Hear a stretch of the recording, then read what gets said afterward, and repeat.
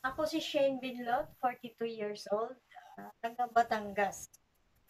Gusto ko lang i-share sa inyo ang experience ko sa Bio-AP Plus.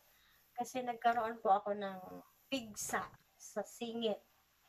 Yan, usually naman sa singit po yan talaga tumutubo.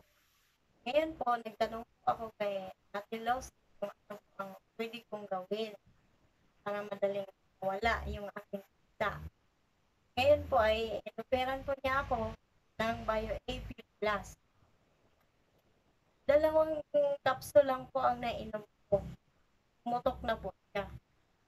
At pagkalipas ng 2 araw, wala na. Nawala na po yung pigsa ko dahil sa Bio-AP Plus.